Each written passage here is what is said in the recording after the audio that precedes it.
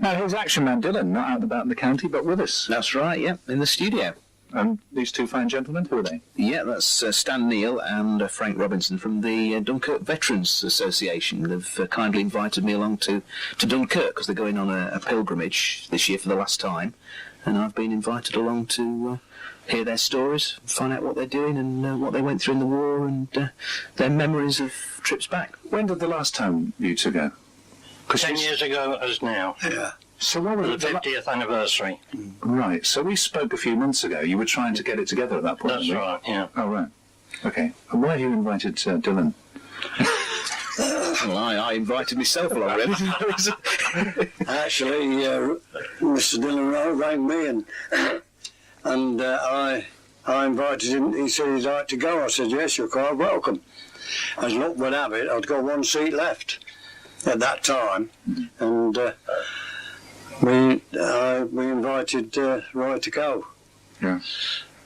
I'm really looking forward to it, actually. I was going to say, what do you want to get out of this trip? Well, what we're going to do, of course, what personally you mean, or for radio? Both, personally and for radio. It's one of those things, isn't it? You see, you hear a lot about it all the time. It was one of the sort of defining moments of the war. I was watching the film the other day on the telly and sort of thinking what everybody was saying about it, and just to see, I don't know what I expect to see, just to listen to the stories about it, incredible survival stories. Would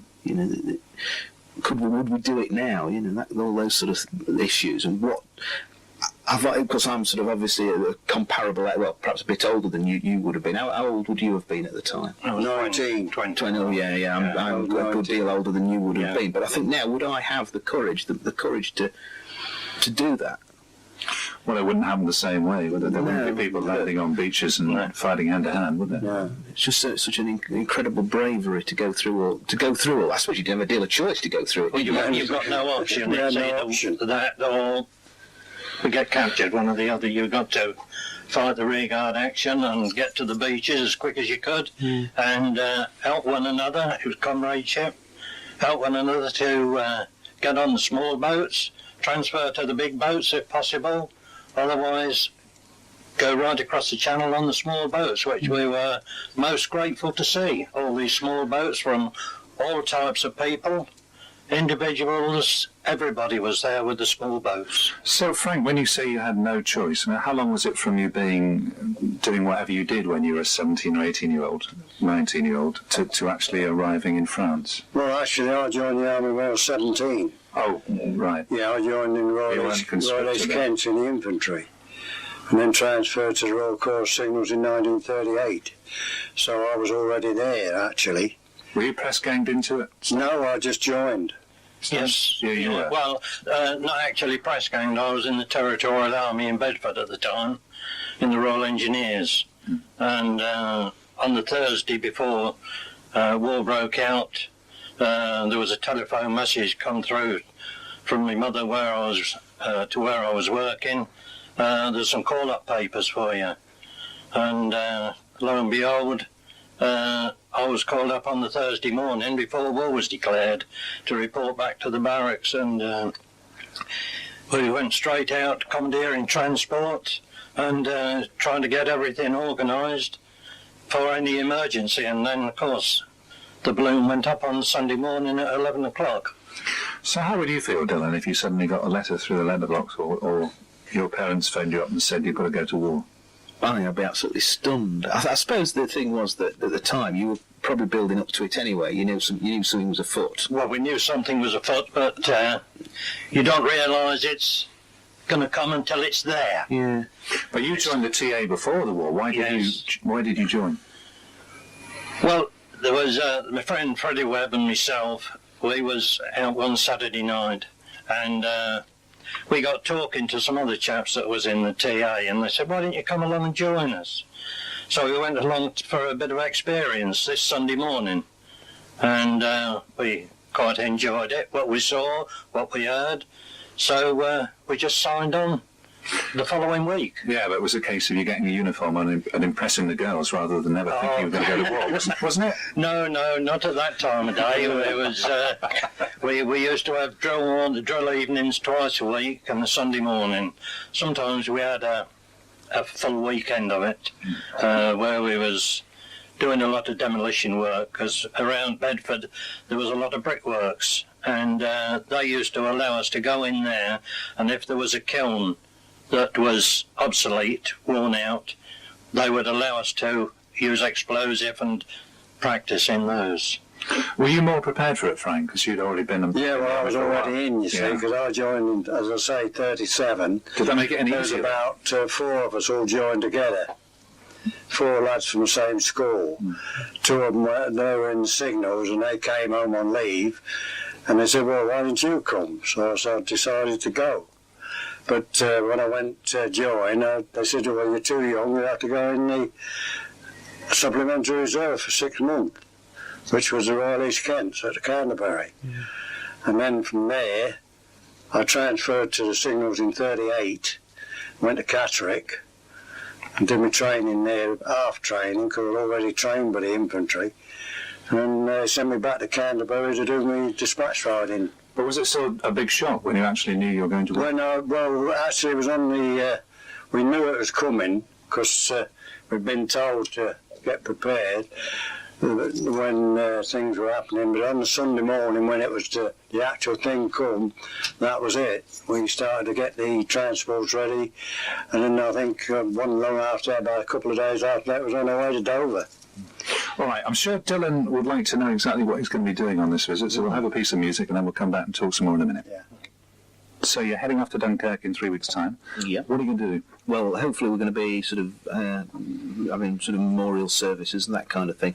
Also give me a chance to chat with some of the lads that were at Dunkirk from the Dunkirk Veterans Association, visiting some of the cemeteries, is that right? And that's that kind of thing? Yeah, we'll be going to Dunkirk. There'll be the service on a Sunday. It's going to be put out to the BBC as on the Sunday. The Sunday service that I usually have is going to be from Dunkirk.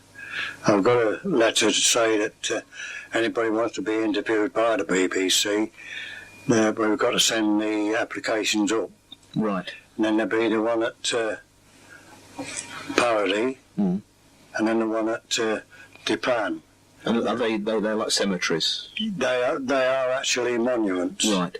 Not that the cemeteries away from the actual one. The Dunkirk one is on the beach.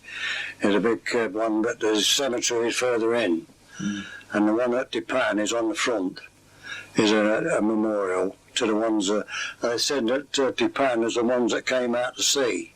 Yeah. They rescued, they brought out to see all the dead bodies and that. Because we hear a lot about the number of people that we managed to take off the beaches at Dunkirk. Yeah. But you don't often hear about the numbers that were killed, or... No, there was quite a few, I'm afraid. And, at Parody, you see, it's the Norfolk Regiment. There was 97 of those were massacred by the Gestapo, put up against the wall and shot. But one of our lads, Skipper, he got out the other side, and he wants to go back and recognise the lad because he was in the Norfolks. So we're going there. It appears that a friend of his, they were going to go to another village where there was another monument done, and we're going to be welcomed by the mayor and the residents of that village. What is the sort of feeling there amongst the French then about? Well, about all and about you and. Well, we found that at Parody we were very, very welcomed. I mean, Parody they did welcome us, but in Dunkirk and that the French, I don't think they've ever got over it. I don't think they did. Well, why are they blaming you then? Well, I think they thought we was going to be that was going to be it, but we were going to hold them up, but we didn't. Right. And I think the French were a bit disappointed in that respect. Thought you abandoned them and that kind of thing. Well, that's what they think, but... well, at least you turned up. Yeah, we turned up, yeah. But the point was, you see, that the Belgians broke. That was the start of it. They capitulated as the first ones, the Belgians. The line broke, and that's where we finished up at Dunkirk. I mean, I suppose there's all sorts of mistakes made, but that was nothing to do with you. You were sort of lads down there with your rifle and whatever, and trying your best. Trying your best. Yeah. It's all very difficult. What I'm always amazed about is we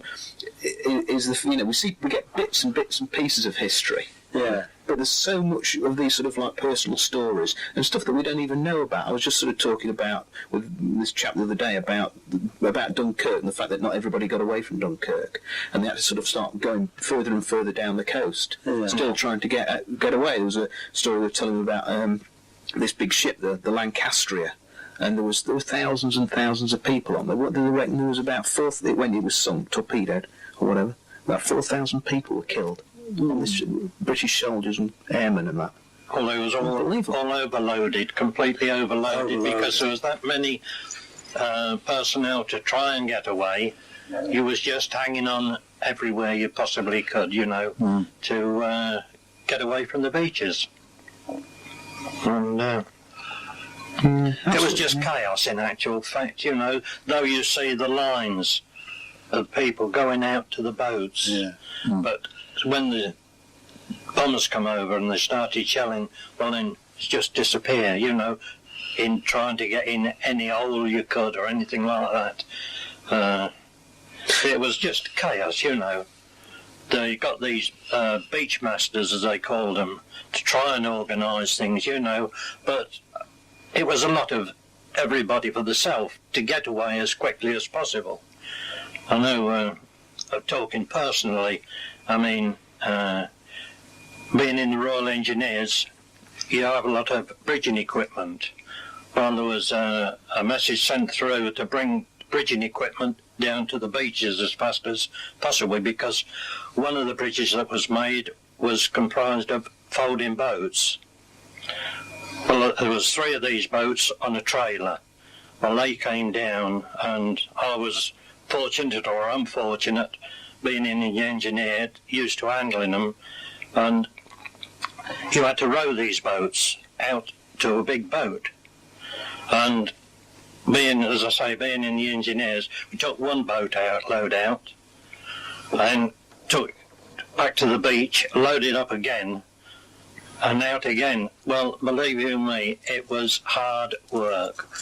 And on my second trip, I was told, that's your share, you've done enough, you're, in other words, jiggered. And went up the rigging, which was down the big boats, and a sergeant, he had to take it back.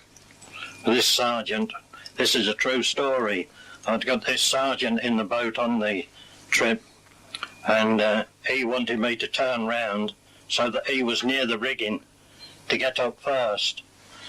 And the naval officer on the deck, he said, "Sergeant, get down there and get your men up first." I'm on my way up, he says, "Did you take notice of what I'm saying?" And he pulled his pistol out and said, "If you don't, you're not coming." And he had to take this boat back to get some more men. That's a true story, that is. How much of the landscape are you likely to recognise when you go back there? Well, not a lot, because it's been altered a lot. I mean, the sands are now just flat. The mole's still there. The mole that the troops went on, there was a big mole. Mole? Yeah. That the boats could come up to the side of it. Yeah. All right. Yeah. That's still there. Mind you, it was battered about a bit, I know that much, but there's not a lot that you can recognise now. Not when I went. It's all built up, and It's all it was built 10 up years now, ago. All rebuilt and everything, The statue's still there, but that was, I used to stand on its own, because I put my motorbike up against that and destroyed it. There's the old statue, but it's all been done up, that statue has now. How many of you are there going to be there altogether, and how many from Lincolnshire? 49. Well, 47 at the moment. We've got 2 spare seats. This is from Lincoln or Lincolnshire? From Lincoln. Lincolnshire. Oh, right. Okay. And In fact, I've got one bloke coming from Inverness. There is another party going from Boston. From Boston. Right. How many are there likely to be from all over the country? It's an unknown number. It's unknown because when we went 10 years ago, there was a road and it was absolutely chock-a-block with buses right down, and there was hundreds and hundreds of buses. And when we went from Ostend into Dunkirk, all side roads was closed. There was police close all side roads, and you was just waved through one continuous one, Frank. Yeah. It was an endless stream. If I'd have given a thought, I could have brought some photos of the endless stream of buses and personnel going through, you know. It was a marvellous sight. And I'm afraid I think it'll be just the same this time. But you say you've got 2 seats? Got spare seats, yeah, and through medical reasons. Right, so you need to fill them up, don't you? Yes, please. If anybody wishes to go, they'll be quite welcome. What sort of cost is it? What was it? It's £200. Yeah, that's 5 days, isn't it? 5 days. Which isn't... That's inclusive of everything. There's insurance, the lot. Everything. All accommodation, board, food, everything. Yeah. And you've also got an offer to take pictures of graves if people can't get them go. Yes, and if anybody wants a cross putting on, we're going to take a load of wooden crosses with us. If anybody wants to contact us with the name of the person, his regiment, or wherever he's buried in what cemetery, if we can, we'll get there and try and put a cross on for him. It must be really strange for the French in a way, because you think of that whole part of northern France. There's First World War, Second World War, and Belgium and all that kind of area. There's been so many big battles, so many people killed, so many big military graveyards. There's nothing we've got any idea of here, really, because of the last battles here. There've been, civil war. Well, I mean, the point, if anybody wants to know, they've only got to contact the Graves Commission, and they'll let them know where they'll find out for them. That's what they'll be. As I say, if any person knows of a father or a grandfather who was buried out there, know where he is, in Dunkirk Cemetery or Duplan or Paradis, they could contact us and give us the name of the person and wherever he is, the regiment, we'll put a cross on it for him if they wish. Okay, you can call Action Line if you want to be put in touch with anything to do with this. Let me just ask the two of you gentlemen one final question. What did you think about, or how did you feel, all this nonsense in London with the defacing of Churchill's statue and the cenotaph? Absolutely disgusting. Disgusting. Absolutely. There's no sense and reason for it at all. If some of those people was to see what the people went through who's got the names on those monuments, I'm certain they wouldn't do it. They wouldn't do all this graffiti and things like that. No way. It's awful. Okay, we'll leave it there. Thanks very much, Frank Robinson, Stan Neal and Dylan Royce.